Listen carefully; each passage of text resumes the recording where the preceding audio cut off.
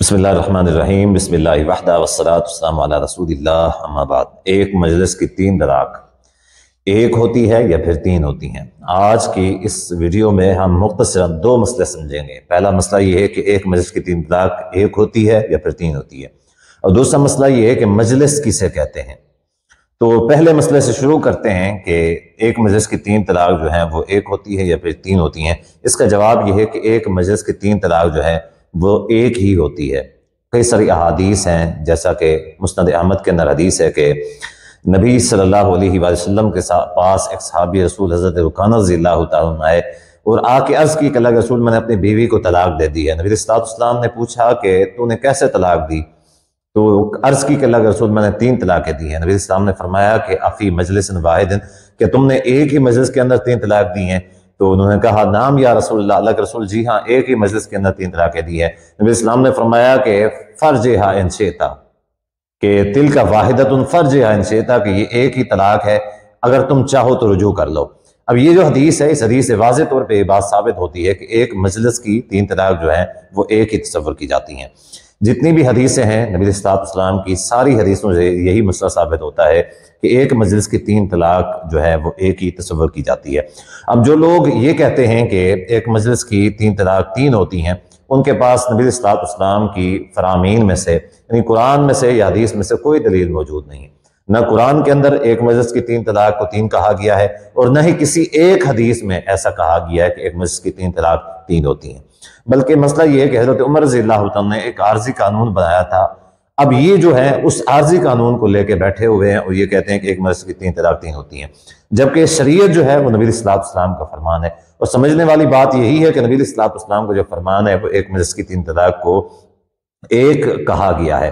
اب حضرت عمر رضی اللہ تعالیٰ عنہ ہوں یا ائمہ 4 ہوں، وہ کبھی بھی نبی صلی اللہ علیہ وسلم کے لیول تک نہیں آ سکتے اور کبھی بھی نبی صلی اللہ علیہ وسلم کے کسی فرمان کو کینسل یا منسوخ نہیں کر سکتے۔ تو صحیح جو بات ہے، صحیح موقف ہے شریعت کے مطابق وہ یہی ہے کہ ایک مجلس کی 3 طلاق جو ہیں وہ ایک ہی تصور ہوں گی۔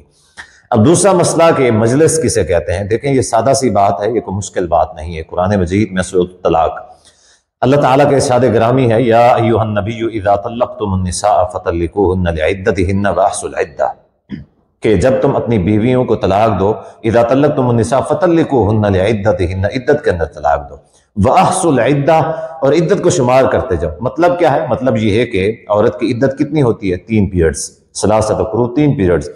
اسی طریقے سے طلاقیں کتنی ہوتی ہیں؟ طلاقیں بھی 3 ہوتی ہیں۔ گویا کہ طریقہ یہی ہے کہ ایک طلاق کی عدت ایک جو ہے نا پیریڈ ہوتی ہے۔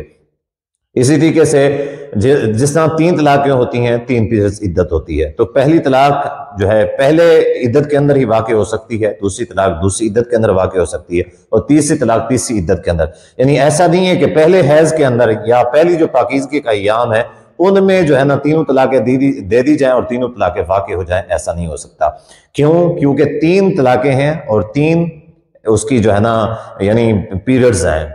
تو ایک طلاق کی مجلس کیا ہے؟ ایک طلاق کی مجلس جو ہے وہ ایک طلاق ہے، یعنی ایک حیض ہے۔ ایک حیض سے دوسرے حیض تک، ایک حیض سے دوسرے حیض تک جو پاکیزگی کا ایام ہے ان کو مجلس کہا جاتا ہے، ٹھیک ہے؟ ایک ٹائم، ایک حیض سے دوسرے حیض کے درمیان جو پاکیزگی کا ایام ہے یہ ایک مجلس ہے۔ اسی طریقے سے اگلے حیض کے درمیان جو پاکیزگی کا ایام ہے وہ دوسری مجلس ہے۔ اس سے اگلے حیض سے پھر جو ہے نا اگلے حیض تک جو پاکیزگی کا ایام ہے یہ تیسری مجلس ہے۔ یہ 3 مجلس کسے کہتے ہیں؟ مجلس کہتے ہیں کہ پاکیزگی کا ایام، ایک حیض سے دوسرے حیض کے درمیان جو پاکیزگی کے ایام ہے ان کو مجلس کہتے ہیں۔ اب چاہے کوئی شخص اپنی بیوی کو طلاق دیتا ہے، وہ ایک ٹائم میں ایک سانس میں بول دیتا ہے، یا صبح شام بول دیتا ہے، یا اسی طریقے سے یہ ہے کہ وہ یعنی تھوڑے وقفے سے بول دیتا ہے لیکن رجوع نہیں کرتا، تو اس کی جو ہے نا طلاق وہ تصور ایک ہی طلاق تصور ہوگی۔ ہاں اس صورت میں 3 طلاقیں تصور ہو سکتی ہیں کہ وہ طلاق دیتا ہے پھر رجوع کر لیتا ہے، پھر بے شک رجوع کرنے کے 1 منٹ بعد پھر طلاق دے دے، وہ تصور ہوگی، پھر رجوع کر لیتا ہے پھر طلاق دیتا ہے۔